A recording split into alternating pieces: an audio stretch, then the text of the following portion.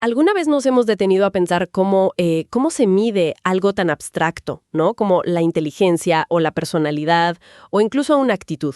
Claro, No es como agarrar una cinta métrica para medir la altura, ¿cierto? para nada. Entonces, ¿cómo pueden saber los profesionales, los psicólogos, si una prueba psicológica realmente sirve? O sea, si de verdad está midiendo lo que se supone que tiene que medir. Precisamente. Ese es justo el terreno de la psicometría.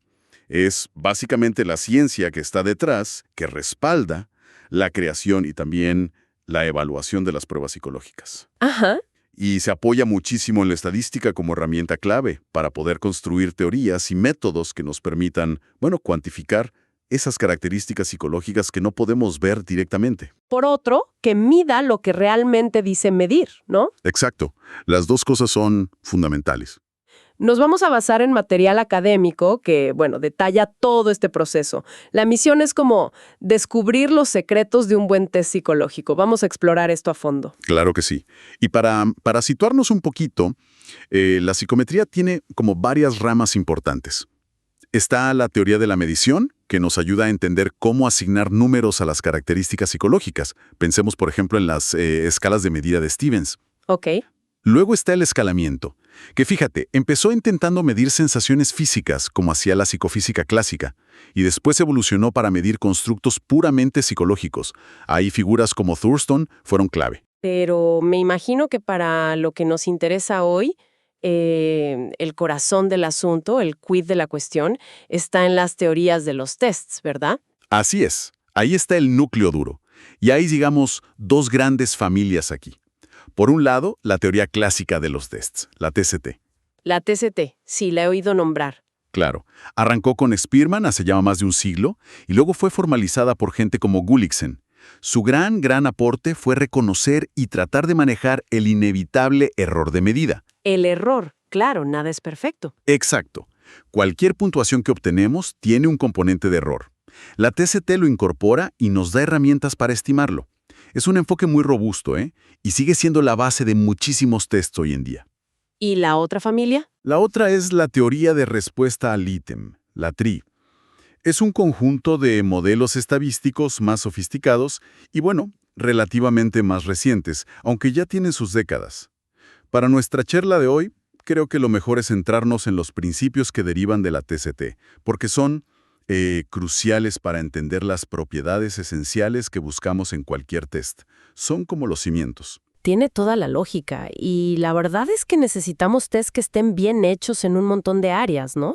Se me ocurre la educación, por ejemplo, para entender mejor las capacidades de los alumnos o sus hábitos de estudio. Sí. O en la clínica. En la psicología clínica también, claro, para evaluar síntomas de depresión o la asertividad de una persona. O en selección de personal. Es un campo enorme para los tests. También. Para elegir al candidato más adecuado, ¿no? Correcto. Y el gran reto, como decías al principio, es que lo que medimos son constructos. Constructos. Conceptos teóricos, ¿te refieres? Eso es. Inteligencia, ansiedad, actitud hacia algo, son intangibles, no los podemos tocar. Y a diferencia de, no sé, una balanza, que más o menos asumimos que pesa bien, Sí, confías en que funcione. claro, pero la calidad de un test psicológico no se puede dar por sentada. Hay que demostrarla, con datos, con evidencia empírica. No basta con que parezca bueno. Entiendo perfectamente. Entonces, ¿cómo se pasa de la idea, del constructo, a tener un test de calidad? Supongo que es mucho más que sentarse a escribir unas cuantas preguntas, ¿no? Definitivamente. Es un proceso bastante metódico, con fases bien establecidas. Primero, como decíamos, definir con la mayor claridad posible qué es exactamente lo que queremos medir. El constructo. Ok, la definición. Luego, se construye una primera versión del test. Un borrador, digamos. Después, se administra a una muestra de personas. Una muestra representativa de aquellas para las que se piensa usar el test. Ajá. Probarlo. Sí, probarlo. Y a continuación viene una fase clave, el análisis estadístico de cada una de las preguntas, de los ítems, para ver si funcionan bien individualmente. Ítem por ítem. Ítem por ítem. Y después de eso vienen las dos grandes pruebas de fuego para el test completo. Estudiar la fiabilidad, que básicamente nos dice qué tan preciso, qué tan consistente es el test. ¿La precisión? Ok. Y la validez, que responde a la pregunta fundamental. ¿Este test mide realmente aquello que dice medir? ¿Si sirve para su propósito? Exacto. Y finalmente, si todo esto sale bien, se establecen las normas o baremos, que son los que nos permitan interpretar las puntuaciones de forma significativa, comparándolas con un grupo. Vale. Vayamos paso a paso, que es mucho. Lo primero, definir el constructo. Si, por ejemplo, quisiéramos medir la satisfacción laboral, Ajá, tendríamos que especificar bien qué entendemos por eso, ¿no? ¿Es la satisfacción con el jefe, con el sueldo, con las tareas? exacto. ¿Y sus componentes? Quizás satisfacción con compañeros, con oportunidades de desarrollo. Hay que delimitarlo bien. Y también para quién es el test y con qué fin.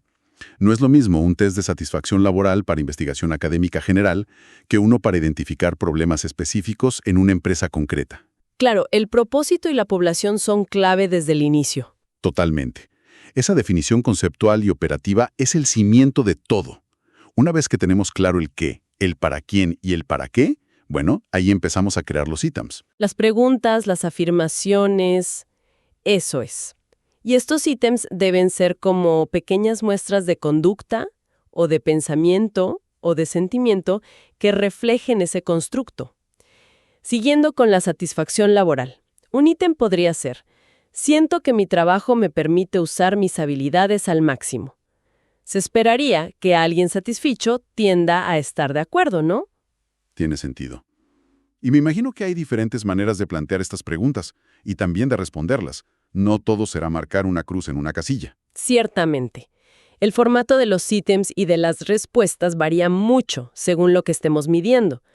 Por ejemplo, para test de rendimiento óptimo, Óptimo, como los de inteligencia. exacto, inteligencia, aptitudes, donde buscamos ver la máxima capacidad de la persona. Ahí son comunes formatos como elección binaria, el típico verdadero-falso, sí, ¿no? Ajá, el archiconocido formato de elección múltiple, con una respuesta correcta entre varias opciones, los distractores. Es el más usado probablemente. Sí, el típico de examen. O también el de emparejamiento, donde hay que relacionar elementos de dos columnas, como unir autores con sus obras o conceptos con definiciones. Ok, eso para cuando hay respuestas correctas. Pero para cosas como la personalidad o las actitudes o las opiniones, ahí no hay correcto o incorrecto. ¿Cómo se maneja eso? Ahí hablamos de test de rendimiento típico, que buscan reflejar cómo es o qué piensa habitualmente una persona, su comportamiento o sentir usual. Vale. Aquí también puede usarse la opción binaria, tipo acuerdo o desacuerdo con una afirmación. Pero son muy populares las escalas tipo Likert. Ah, ¿sí? Las de totalmente en desacuerdo a totalmente de acuerdo. Esas mismas presentan afirmaciones y se pide indicar el grado de acuerdo en una escala ordenada. Usualmente tienen 5 o 7 puntos. Permiten captar matices. No es solo sí o no. Siempre me he preguntado sobre esas escalas Likert. ¿Realmente importa si son 5 o 7 puntos?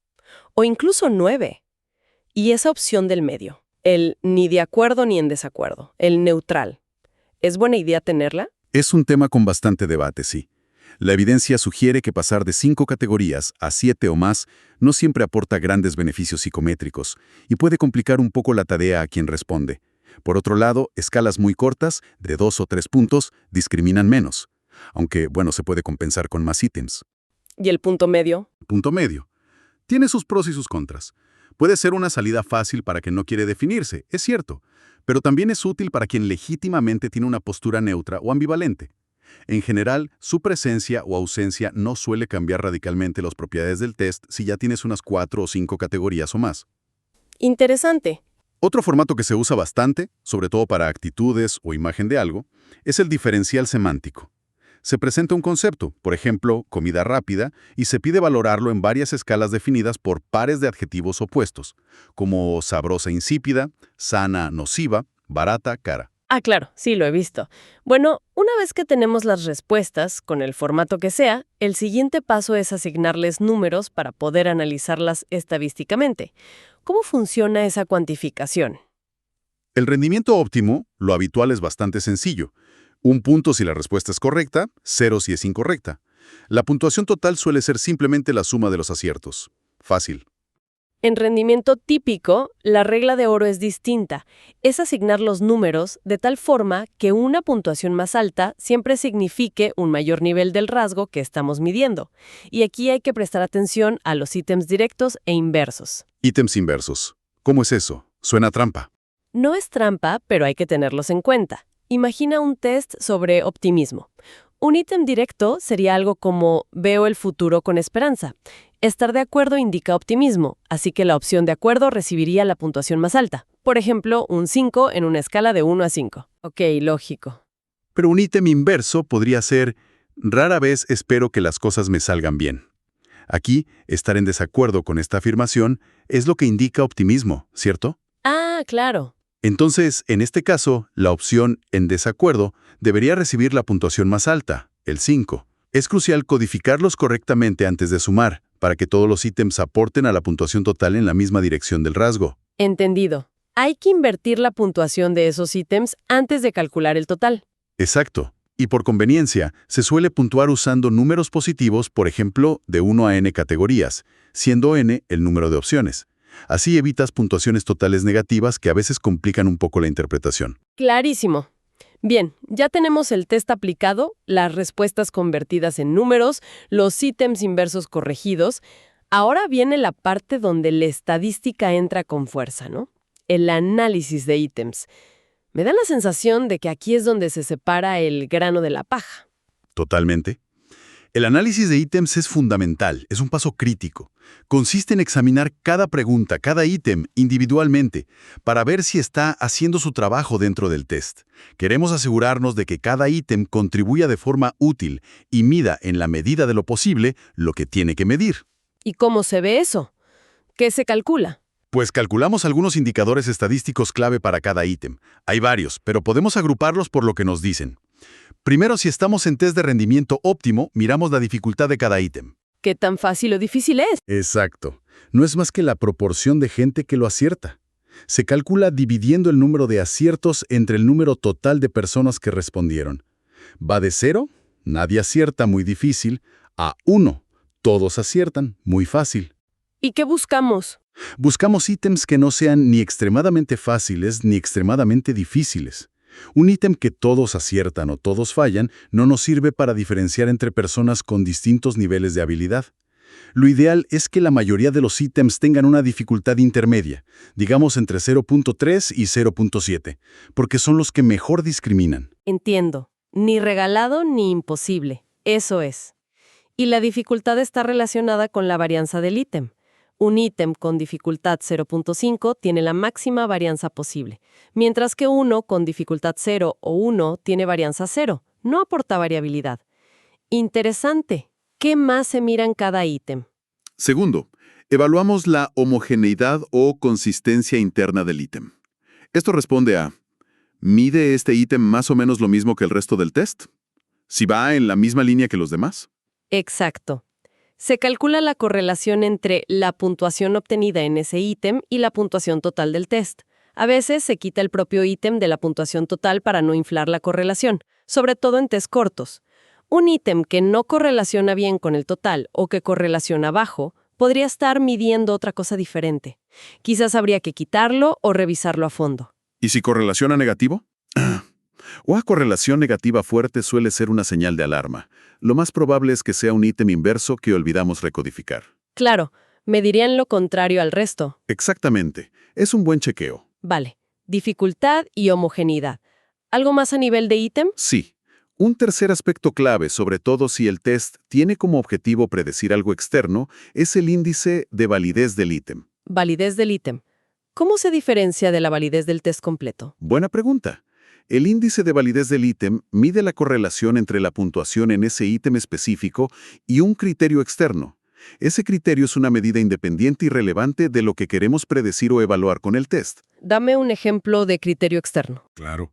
Si el test es de aptitud para un puesto de ventas, el criterio externo podría ser el volumen real de ventas de los empleados después de un tiempo. Si es un test de aptitud académica, el criterio podrían ser las calificaciones universitarias. Si es un test de depresión, el criterio podría ser el diagnóstico clínico de un psiquiatra. Entiendo. Es ver si ese ítem en particular ayuda a predecir ese resultado importante. Eso es. Un ítem es valioso en este sentido si su puntuación ayuda a predecir bien el criterio.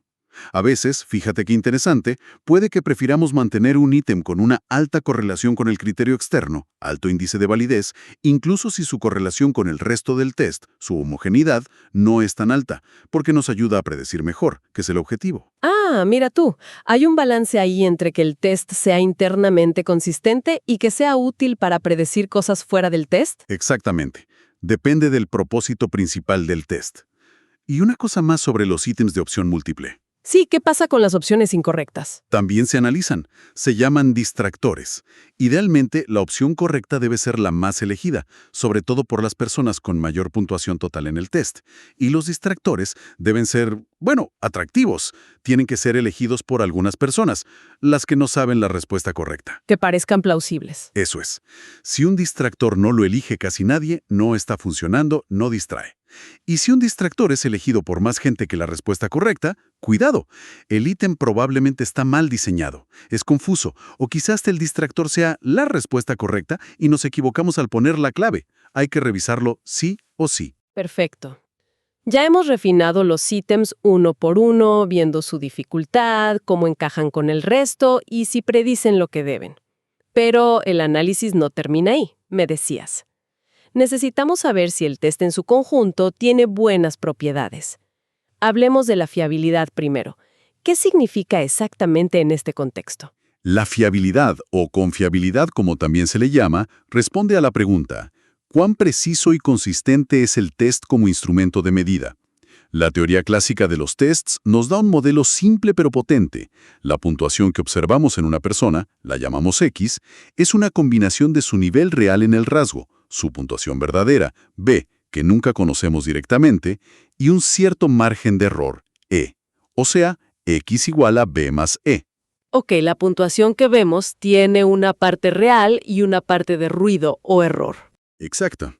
La fiabilidad trata de cuantificar qué proporción de la variabilidad que vemos en las puntuaciones observadas, X, se debe a diferencias reales entre las personas en su puntuación verdadera, V, y qué proporción se debe a ese molesto error, E. Un test fiable es aquel donde el componente de error E es pequeño en comparación con la variabilidad de las puntuaciones verdaderas, V. ¿Y cómo podemos estimar esa fiabilidad si nunca conocemos la V ni la E directamente? Suena como un círculo vicioso. Es una excelente pregunta. No podemos medirlas directamente, es cierto, pero sí podemos estimar la fiabilidad a través de diferentes métodos empíricos, que se basan en la consistencia de las mediciones. Un método clásico es el test-retest. Aplicar el mismo test 2 veces a las mismas personas. Exacto. Se aplica el test, se deja pasar un tiempo y se vuelve a aplicar a las mismas personas. Luego se calcula la correlación entre las puntuaciones de la primera y la segunda vez. Esa correlación es una estimación de la fiabilidad, en este caso, de la estabilidad temporal de las puntuaciones. ¿Y cuánto tiempo hay que dejar pasar entre una y otra? Ahí está el truco. Depende del constructo que midas. Si es algo muy estable como la inteligencia en adultos, puedes dejar pasar semanas o meses. Si es algo más cambiante como el estado de ánimo, el intervalo debe ser corto. Pero no tan corto como para que la gente simplemente recuerde sus respuestas anteriores. Hay que buscar un equilibrio. Tiene sentido. ¿Y si el rasgo cambia rápido? ¿O si es muy complicado aplicar el test 2 veces por logística o costos? En esos casos, necesitamos métodos que se basan en una sola aplicación del test. Uno es el de formas paralelas. ¿2 versiones del mismo test? Sí, construir 2 versiones del test que sean psicométricamente equivalentes, que midan lo mismo, con la misma dificultad promedio y la misma variabilidad de error. Se aplican las 2 formas, idealmente en la misma sesión, contrabalanceando el orden, y se correlacionan las puntuaciones. El problema es que construir formas realmente paralelas es muy difícil y costoso. Me imagino. ¿Qué alternativas hay más prácticas? Los métodos de consistencia interna. Estos evalúan hasta qué punto los ítems dentro del test reman en la misma dirección, si miden consistentemente el mismo constructo subyacente. Un método clásico aquí es el de las 2 mitades, split half. ¿Partir el test por la mitad? Sí, divides el test en 2 mitades lo más equivalentes posible. Por ejemplo, ítems pares por un lado e impares por otro, para equilibrar dificultad y contenido. Calculas la puntuación para cada mitad y correlacionas esas 2 puntuaciones. Como esa correlación se basa en la mitad de la longitud del test, se aplica una fórmula de corrección, la de Spearman-Brown, para estimar cuál sería la fiabilidad del test completo. He oído mencionar muchísimo el alfa de Cronbach. ¿Va por aquí también? ¿Es mejor que el de 2 mitades? Exacto. El alfa de Cronbach alfa es hoy por hoy el indicador de consistencia interna más utilizado.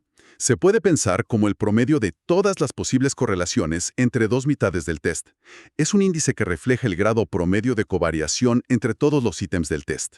Y va de 0 a 1, ¿no? Generalmente sí, aunque matemáticamente podría ser negativo si los ítems midieran cosas opuestas, pero eso sería un desastre de test.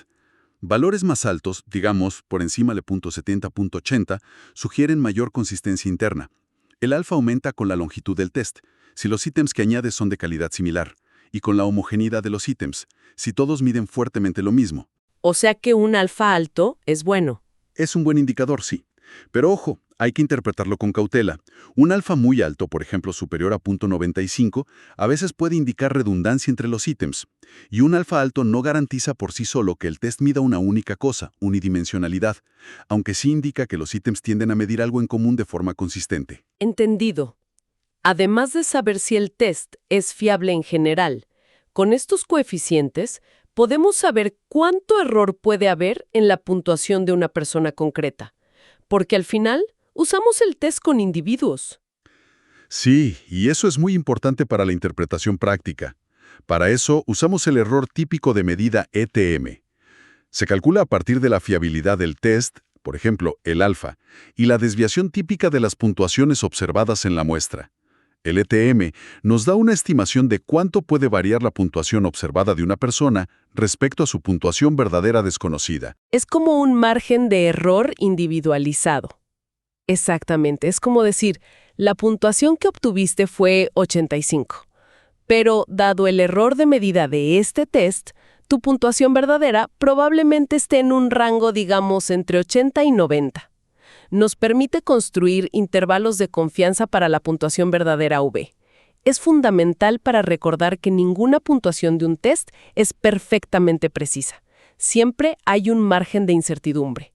Eso es súper importante para no tomar las puntuaciones como verdades absolutas e inamovibles.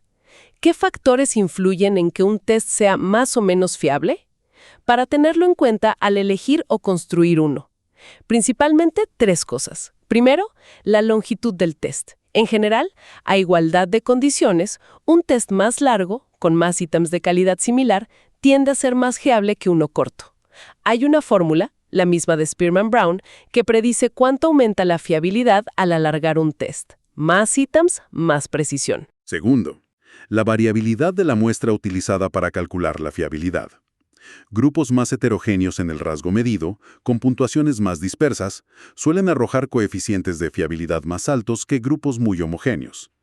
Esto es importante al comparar fiabilidades reportadas en distintos estudios. Ajá, depende del grupo con que se calculó.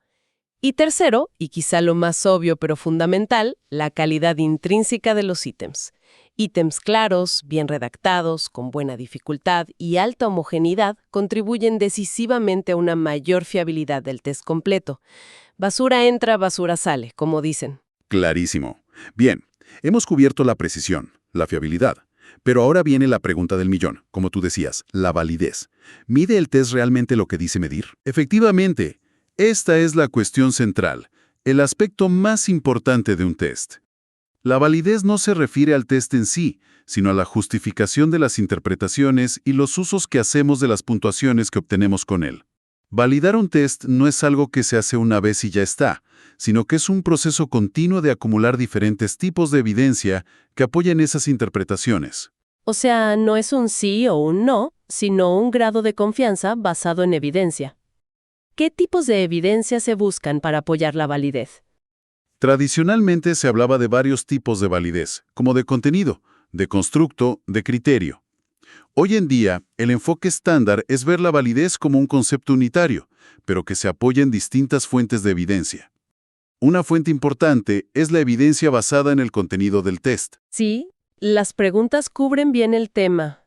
Exacto. La pregunta aquí es, ¿los ítems del test son una muestra representativa y relevante del dominio de conductas, conocimientos o habilidades que queremos medir? Es un juicio lógico que a menudo se apoya en la evaluación de jueces expertos en el tema. También se suele incluir aquí la validez aparente, si el test parece medir lo que debe a las personas que lo responden.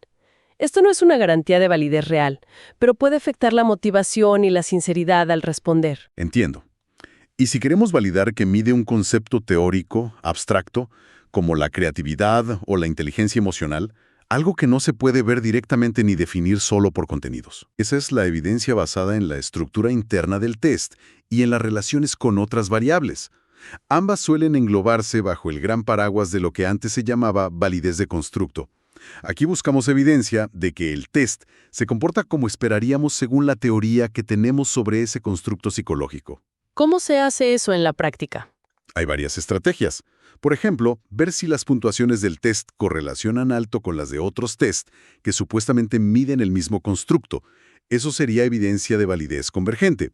Y también si correlacionan bajo o no correlacionan con test que miden constructos teóricamente diferentes.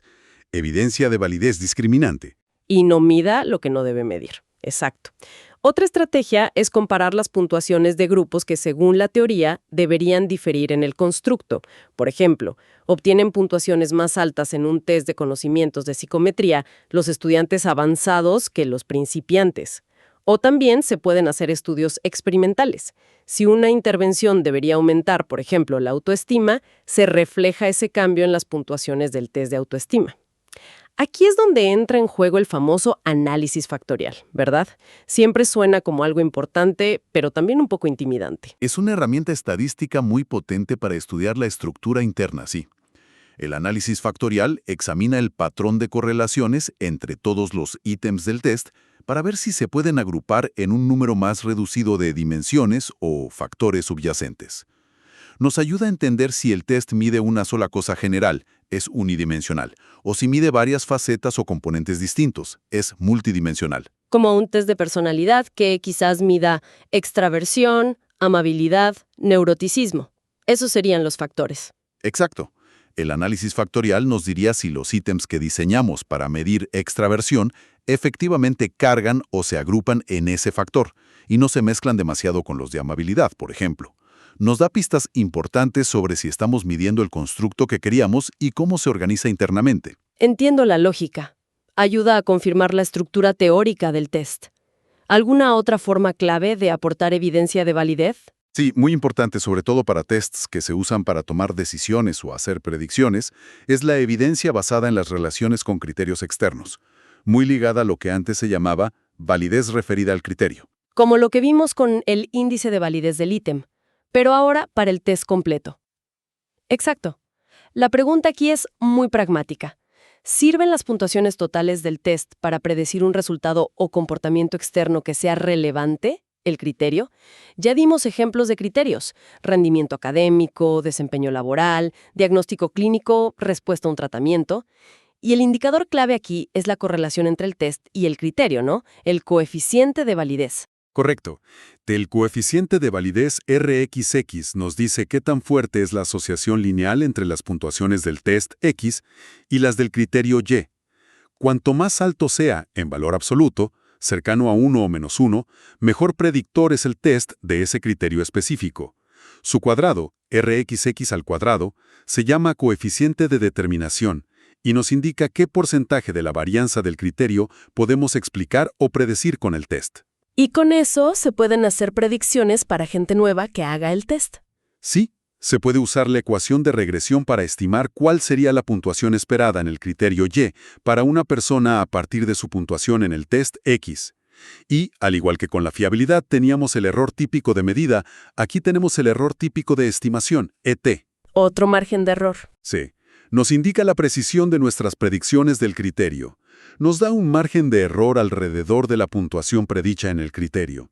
Nos recuerda una vez más que predecir el futuro, o el presente si es validez concurrente, nunca es perfecto. Siempre hay un grado de incertidumbre. ¿Y qué puede limitar esa capacidad predictiva del test, esa validez referida al criterio? Varios factores influyen. Primero, y esto es crucial, la fiabilidad tanto del test como del propio criterio. Un test poco fiable no puede ser muy válido, y un criterio poco fiable es difícil de predecir. Hay un límite teórico. El coeficiente de validez RxY no puede ser mayor que la raíz cuadrada del producto de las fiabilidades del test RxX y del criterio RY. O sea, la fiabilidad pone un techo a la validez. Exactamente. También influye la variabilidad de la muestra en la que se calcula la validez. Si el grupo es muy homogéneo, tanto en el test como en el criterio, la correlación tenderá a ser más baja. Esto se llama restricción de rango. Y lógicamente, lo más importante es la fuerza de la relación real que existe entre el constructo que mide el test y el comportamiento o resultado que representa el criterio. No podemos pedirle a un test que prediga bien algo con lo que sencillamente no tiene una conexión sustancial en el mundo real. Increíble. Es impresionante la cantidad de análisis, de evidencia, de consideraciones que hay detrás de un buen test psicológico. Ya tenemos los ítems pulidos uno a uno, el test globalmente fiable y con evidencias de validez que apoyan su uso. Pero falta algo importante, me parece. ¿Qué hacemos con la puntuación que obtiene una persona? Si alguien saca un 35 en un test de ansiedad, ¿eso es mucho? ¿Poco? ¿Normal? Ese número por sí solo no significa nada. Exacto. Has dado en el clavo. Necesitamos un marco de referencia, un contexto para interpretar esa puntuación directa o bruta. Y eso nos lo da la baremación o tipificación del test. Los baremos. Sí, la baremación consiste en transformar esas puntuaciones directas, como ese 35, en puntuaciones derivadas que nos indican la posición relativa de esa persona en comparación con un grupo de referencia bien definido, que llamamos grupo normativo. ¿Y quién forma ese grupo normativo? Debería ser una muestra grande y representativa de la población a la que va destinado el test. Si es un test para adolescentes españoles, el grupo normativo debe estar formado por adolescentes españoles de características similares, edad, nivel educativo, etc. Los baremos nos permiten comparar el rendimiento individual con el de ese grupo. ¿Cuáles son las formas más comunes de hacer esa comparación? Esos baremos. Hay varias formas de expresar esa posición relativa.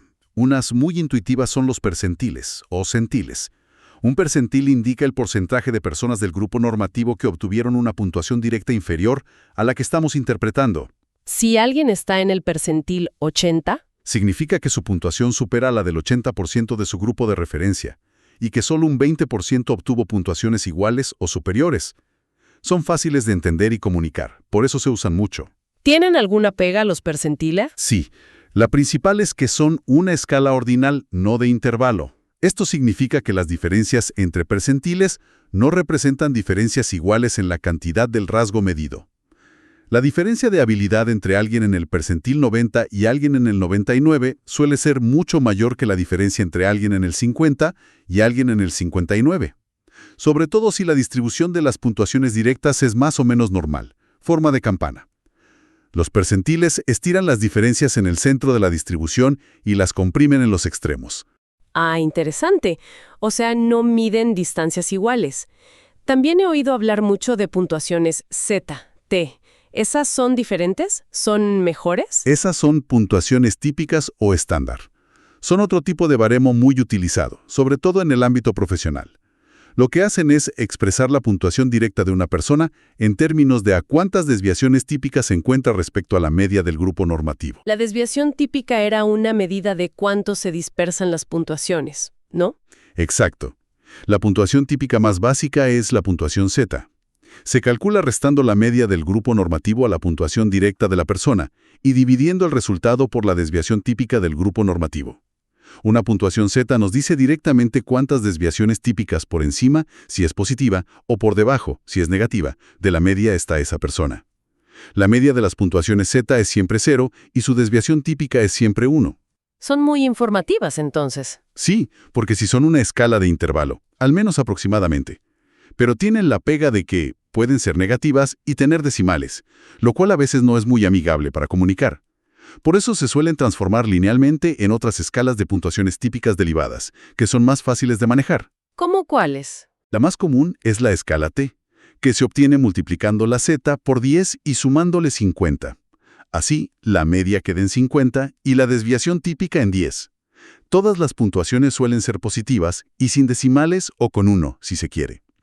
Una Z de +1 se convierte en una T de 60, una Z de -2 en una T de 30, etc.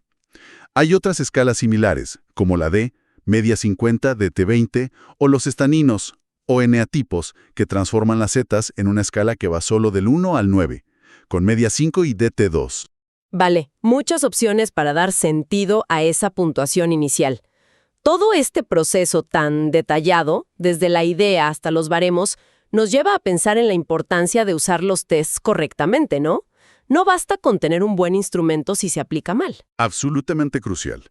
Aquí entramos en las condiciones de aplicación y los aspectos éticos. Primero, la estandarización en la aplicación es fundamental.